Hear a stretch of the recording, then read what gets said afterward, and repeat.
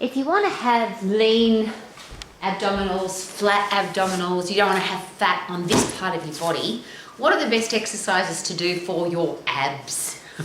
I hate even using that word because it's not a technological term, it's a made up one. Rectus abdominis is one of the muscles that make up the area that holds us upright. So if we didn't have muscles in the middle of our body, we'd fall over. So what are the best exercises to work the muscles that keep us in the upright position?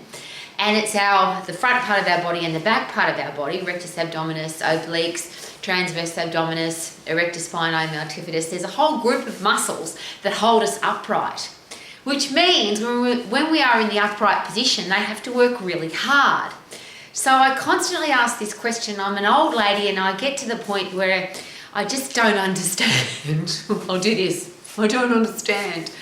Why do people exercise on the floor? Why do people exercise on their knees? Why do people exercise in any other position than the upright position? The human body's meant to be upright. The only time we're meant to be any other position is lying down, which is when we're sleeping. Sitting isn't a natural position. Kneeling isn't a natural position. Nothing is natural except upright and lying down. So if you want to get the best exercise possible, wouldn't you exercise your body in the best position, the safest position, the most functional position? And if you want to work your abdominal muscles, the ones that hold you in the upright position, how about getting the upright position? So what are the best exercises to have strong abdominal muscles, and I don't use the word core because that is also a made up term. If I ask exercise professionals what are the muscles that make up the core, most people go blue. They go, oh, rectus abdominis, or they just say abs. But there's a whole group that hold us upright. So every time you do an exercise where you're overloading your body, to stop your body from falling over, the middle part of your body has to work really hard. So when you're sprinting, I've just been out for a run with my dogs, it's pouring rain, we think it's going to snow. I love going outside with my dogs. But when I run up a hill, and that's what we do, hill sprint. So we sprint up for our heart, walk down for our bones, sprint up for our heart, walk down for our bones. Great abdominal exercise, because so I don't fall over, I have to work my abdominals. If I do a live lift, some people call it a deadlift, if I do squats, if I do lunges, if I do chin-ups, if I do any exercise that works more than one muscle group at a time, my abdominal muscles are involved. The muscles that hold me in the upright position are involved, particularly if you're in your upright position. Now, if you're in the lying down position, this is a very personal story. I share it often, but it's like people don't care, or they don't want to know, or they just listen to what everybody else is saying, or they believe the expert because obviously the number one thing watched on any social media platform is how to get ripped abdominals, how to get lean abdominals, how to have a flat stomach. Hundreds of millions of people watch those videos.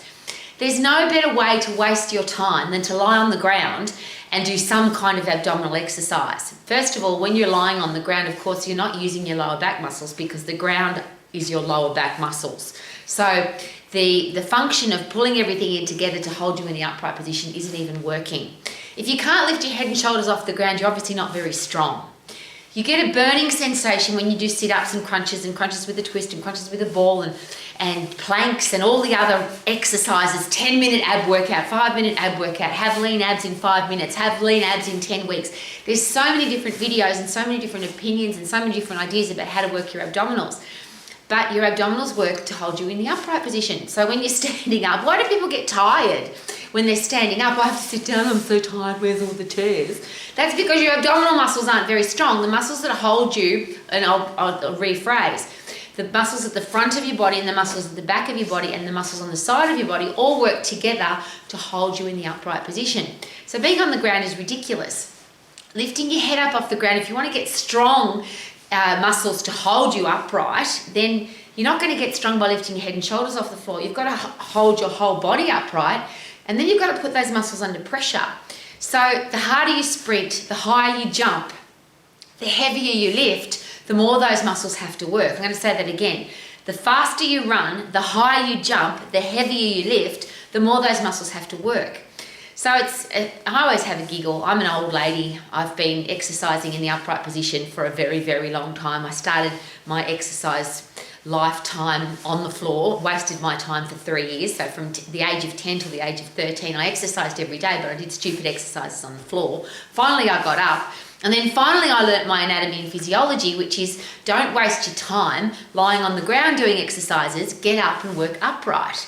So if you want to have a lean, flat abdominal area, if you want the front part of your body to have no fat on it, and if you want it to be flat, and if you want to look good, if you want to be able to see, people talk about a six-pack.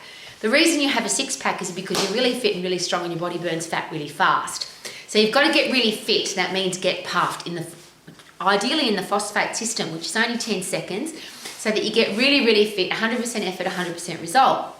If you then lift really heavy in the phosphate system, 100% effort, 100% result, everything has to work really hard, not only while you're exercising for 10 seconds, but then afterwards that stimulus says, for next time we've got to be stronger, we've got to be better.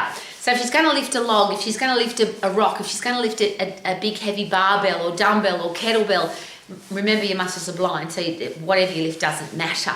But if you lift something really heavy, your abdominal muscles are the reason you don't fall over. Your abdominal muscles working with your lower back muscles to hold you upright so you don't fall over when you're lifting something heavy.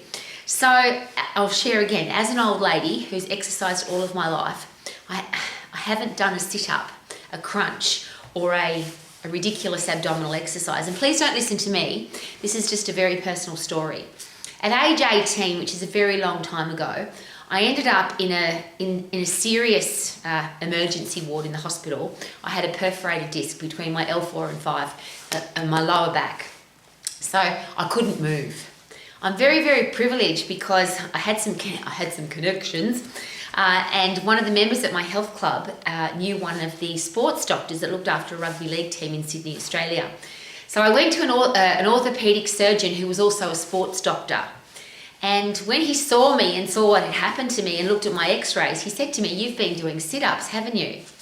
And I very proudly said, "Yes, of course I have," because I was 18 years of age and I was exercising every day and I was doing hundreds and hundreds and if not thousands of sit-ups and crunches and sit-ups with the twist and sit-ups with the medicine ball and all of that stuff. And here's the simple explanation, and if you're a logical, wise person, this will just make so much sense. And from that day, from 18 years of age, sit-ups became a non-part of my life. So if you think about your spine doing this over and over and over and over and over and over and over and over, and then if you do it with a twist, your spine, that's where your central nervous system runs through. When people look at my x-rays, they say, "Rowie, you should be dead. Rowie, you shouldn't be able to be walking around." Look what you did to yourself from doing this over and over and over and over. Sit-ups, crunches with the twist, with speed, with momentum, with the ball, with the weight. I completely disintegrated my vertebral disc because I was doing sit-ups and crunches and stupid exercises in the sitting position.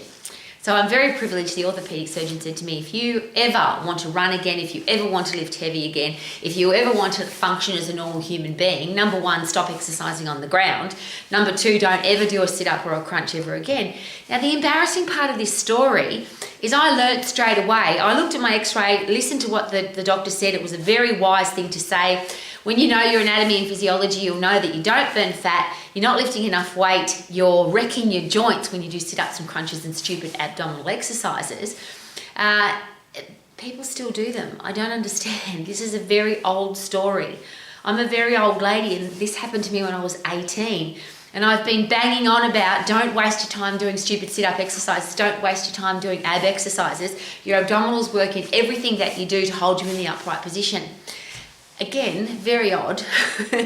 As an old lady, I wear the same clothes I did when I was 18, and at 18 I was in great shape. I have flat abdominals, I've got strong abdominals, but more importantly, I can lift heavy things, I can run really fast, I can jump high, because I have most importantly, strong abdominal muscles working with my lower back muscles. So yes, rectus abdominis, transverse abdominis, obliques, erector spinae, and multifidus, all working together to make sure that I protect my lower back. So for me, that's the most important thing, because if I've got an injured back, I have to protect that area. Otherwise, I can't function as a normal human being. So I'm not going to do stupid exercises going to hurt my already damaged back. But if you do exercises that hurt the human body, even if you don't have an injury, you'll get one from doing this over and over and over and doing this over and over and over and doing it at speed and doing it with momentum. If you put grinding forces, if you put shearing forces across your joint, through your joint, around your joint, you'll screw up your joint, whether that's in your spine, in your hip, in your knee, in your elbow, in your shoulder. So why do we do stupid exercises? I don't know. Why do we do isolated exercises that put shearing forces through joints? I don't know. And I'm at the point where I don't care. If you want to have a healthy, fit, strong body, learn your anatomy and physiology, and it's very simple that doing upright rows and bicep curls and kickbacks and leg extensions and sit-ups and calf raises and all of those exercises, tiny little exercises to get tiny little results, but more importantly, little exercises put shearing forces across your joint, and if you bust your joint, you can't exercise at all. So if you do big exercises, you get big results. If you do big exercises in the upright position, if you get puffed and you lift heavy, you'll have a body that can function normally, a body that can function, I call it, to the max. So you can do all the things that you want to do as a healthy, fit, strong human being without screwing up your joints. So if you want to live your life to the max, get off the floor, get off your knees, get into the upright position, get puffed, lift heavy, and live your life to the max. I'm in the gym doing my ab exercises. Sprinting, punching, jumping, lifting, sprinting, punching, jumping, lifting. Woohoo! Live your life to the max.